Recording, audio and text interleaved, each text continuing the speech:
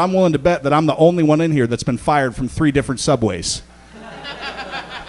3. First Subway I worked at, dude, I just got stoned every day, worked the lunch rush, messed up a bunch of sandwiches, knocked over a bunch of cups. The guy who owned the Subway worked right with me. He's like, hey, dude, you gotta go, dude. This is my livelihood. It's not working out. I knew how to make all the sandwiches, but I needed a job, so I got a job at the nearest Subway to that one. Little did I know, the woman who hired me at that Subway was the wife of the guy who just fired me from the first Subway. You can imagine the look on that guy's face when he saw me working there. He's like, you hired this moron?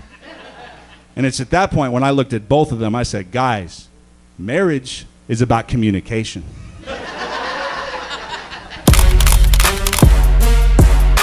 What's up, people in the back? Let me hear you, people in the back. What's up? Yeah, they always put the most depressed people in the back, yeah? People in the front, what's up? People in the front, let me hear you. What's up? It's always the fucking drunkest people in the front, dude. Every you fucking comedy! Side people, what's up? Side people. VIP. Yeah, I always put the weirdos on the side, don't they? You get the VIP seats, you're like, dance, you fucking clown, let's go. I wanted comedy, let me hear it. I'm very happy to be here, but I'm being silly right now because I'm like half awake right now because I'm a parent. You know, clap if you have kids real quick, clap if you have kids. Yeah, see, I think I believe these people here more than anybody else because when I asked that question and they clapped, there was absolutely no joy. No happiness. Just that's why you think we're in a Saturday getting drunk trying to forget about them, bro. That's why we're here. I can relate, dude. I can relate because I'm a parent too, you know. Like me and my son, we actually have a little morning routine. I'll go into his room to wake him up, and he'll be kind of like half asleep, half awake, you know. But he'll see me. He'll be in his little bed. He'll be smiling. And I'll come up to him. I'll just start squeezing his thighs, and he'll start giggling out of control like, stop, Daddy. Yeah. He just turned 17. It's pretty fucking cool. What'd you say? 30? Who said that? What? What'd you say? Wait till he's 30? Hell yeah. I went to Chipotle today too, as long as we're talking about that doesn't matter. In all seriousness, this last year has been really crazy though, because me and my girl actually did have a baby boy. So, thank you. Thank you. Thank you, thank you. And she was in the hospital, you know, she was in labor, you know, breathing hard. I had her hand, and I was like, man, I really feel like I should tell this girl something to help her out, you know. So I got in close, and I was like, hey, babe, don't worry about the doctors. Don't worry about the nurses. Don't worry about anything else going on right now, okay? Just remember, my wife cannot find out about this, okay? No, and there's 100%, guys, 100% my real life situation. At home, I really do have 2 little small boys, and my older son is learning to talk right now. So right now I'm Dada. In about a month I'll be Daddy. And in about a year I'll be gone. This guy over here. That wasn't funny, bro. You shouldn't play around like that, okay? Relax, okay? I'm just kidding. I've been gone for months. For those of you that don't know, when you have a baby, all your friends and all your family come over to meet the baby. And whatever your baby's doing in that moment, people talk about your baby like that's what it's going to do forever. Like that's what it's going to become. Like, wow, he sure is kicking a lot. We got a soccer player on our hands. It's never something more realistic. Like, wow, he sure loves playing with blocks. Probably going to become a mid-level manager of a reasonably sized construction firm and get diagnosed as a pre-diabetic at 38. Wow, she sure does love tortilla chips. Probably going to become a 5-year-long employee of the local Chili's till she gets busted stealing money and sleeping with the manager. And she's going to grow up in a small town, so it's going to be really tough for her to find another job because her reputation's going to be really tarnished at that point. And her depression's going to mount up until the unemployment checks run out. Then she's going to end up selling trinkets on Etsy for the next 10 years. Yes, she will. I like to keep adding to that joke until I just get down to the darkest people.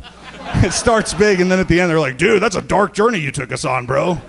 We destroyed that girl's life. Me and my wife, we used to be able to go out and do stuff like this, you know, go out whenever we wanted, you know, do whatever we wanted. But now we sit at home, we watch a lot of HGTV. 30 different shows about buying and flipping houses. I watch so much HGTV with my wife that we'll be watching a regular movie and there'll be a kitchen scene and I'll be like, well, that backsplash sucks. Watching a horror movie, of course the ghost is haunting your house. You went with gray shiplap and brown ceramic tile. Those of you that didn't laugh at that joke, you're renters. We watch a lot of Netflix too, like most people. Yeah. I think Netflix is getting out of control though. They're making the titles of their shows way too long. Like, did you guys see that show, The Woman Who Lived Across the Street from the Girl in the Window? Yeah. The Woman Who Lived Across the Street. I did some research on that show. I found out the title used to be even longer than that. It used to be the woman who got off work, then went home and took a nap. She made some dinner, sat down, watched some TV, went upstairs, went to bed, woke up the next morning, and realized she lived across the street from the girl in the window. My wife likes to watch that show, Too Hot to Handle, where they get a bunch of hot people together, but they're not allowed to have sex. That's boring. It's boring. I got a way better idea for that show. You get a bunch of hot people together, and you force them to have sex with ugly people. Call it Swipe Leftovers. That's a show. I travel all around doing stand-up comedy. Very happy to be back here in Texas this week. Texas people, make some noise. What's up? My favorite part about living in Texas is that here in Texas we have the stand your ground law, where if someone comes on your property and you feel they're a threat, you have the right to shoot them. This guy's like, yeah, we do, buddy. In Colorado, they have a similar law, but it's called the Make My Day law. It's named after a line from a Clint Eastwood movie. People at that time really loved that movie, so that's what they named the law. So that makes me wonder what our generation is going to name some of our laws. Like, I find the defendant guilty under the snitches get stitches statute of our state constitution. Son, I pulled you over today because you're in violation of Article 268, the 'Cause Stone Cold Said So Act. And that's Section 316. One wrestling fan. The rest of you guys f*** off. One dude like, oh, I got the second part of that. While we're on the subject of laws and regulations, I should tell you guys, I am a very big fan. Look, if they want to make every single bathroom unisex and transgender and whatever, go for it. Because that's going to put an end to all these bars and restaurants that think they're so clever by making these little signs and symbols for all the men's and ladies' restrooms. I went to a Shakespeare-themed bar in Vegas a while ago. I went to use the bathroom, and the bathrooms are labeled the Montagues and the Capulets. I barely finished high school, guys. I had to go to the bartender and be like, excuse me, you got the Cliff Notes for the bathroom? I went to this dive bar once, and they decided it was a great idea to put the male and female chromosome signs on the men's and women's restrooms, the XX and XY chromosomes. Yeah, that's a great idea. Let's get somebody who's absolutely blackout drunk, has to go use the bathroom, and at the last minute, let's have them try to remember biology. It's great. That's really dangerous for you ladies because, you know, the female chromosome sign's XX. You get a drunk man walking up to a door with 2 X's on it, that's only 1 X shy of triple X. He's going in that fucking bathroom every single time. One of my buddies from high school hit me up, you know, because he knows I have kids and stuff, and he told me him and his wife just started trying for a baby. Which I always think is hilarious, because when you tell people you're trying for a baby, that's the one time when it's totally socially acceptable to tell everybody that you're having unprotected sex. Like, hey, Tom, how's the home life? Well, I'm cream pieing my wife on a nightly basis, Gary. I'm glad you asked. What have I been up to lately? Nutting in vaginas. That's what I've been up to. How about you? Still got the same lawnmower? I don't know, but like my kids are like little babies, like I was telling you. They're 2 and 1 years old, right? 1 year old right now. But like, I think when they get older, I don't really think I'm going to take them to McDonald's that much. That's not because I'm better than McDonald's or because I don't like the food. It's nothing like that. It's because going to McDonald's brings up bad childhood memories for me. Like, some of you might not know this, but McDonald's serves birthday cakes at some of their restaurants. And if you didn't know that, congratulations. You didn't have a deadbeat dad. Every year I get one of these little McDonald's birthday cakes for my birthday. They even came with little pre-written messages on them, like there's no support like child support. Things like that. My dad would drop me off at my mom's house with my little McDonald's birthday cake.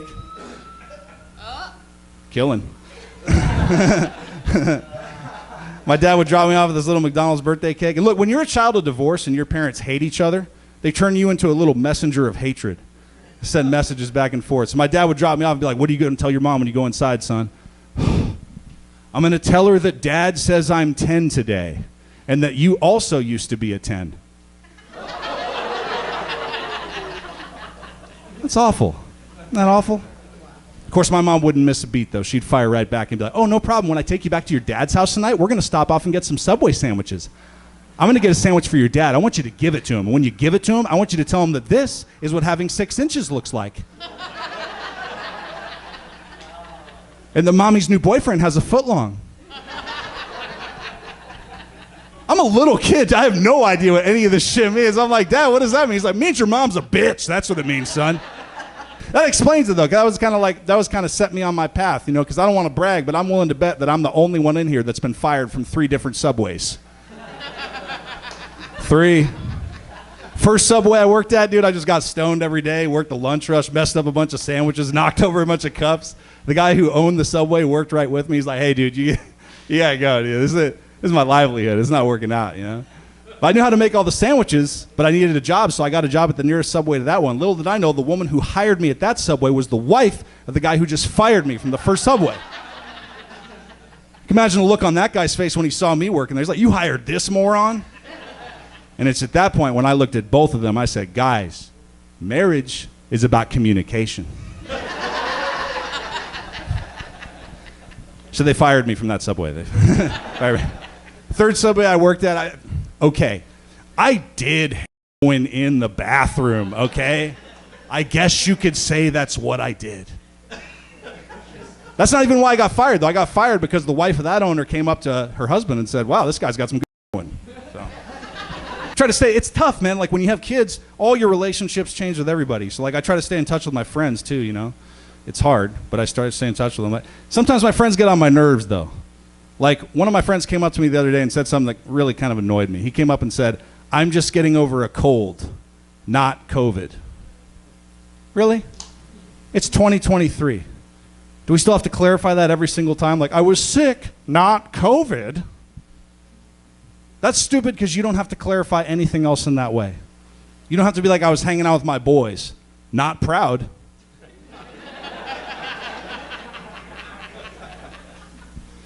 Went to a meeting last night, not Klan.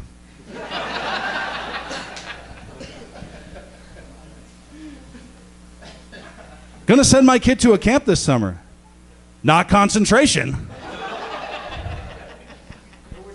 You don't have to shut up, dude. I'm just playing. I love you, dude. I love you. You're the man. Fist bump, dude. Fist bump. What's your name?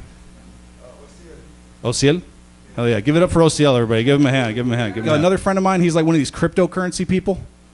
He's like always trying to tell me how crypto is going to replace the US dollar one day, replace cash money altogether. I don't know. Maybe that'll happen. Maybe it won't. But my question is, if that does happen, then what's going to happen to a couple things? First, what is going to happen to rap videos? How are they going to show you how much money they have?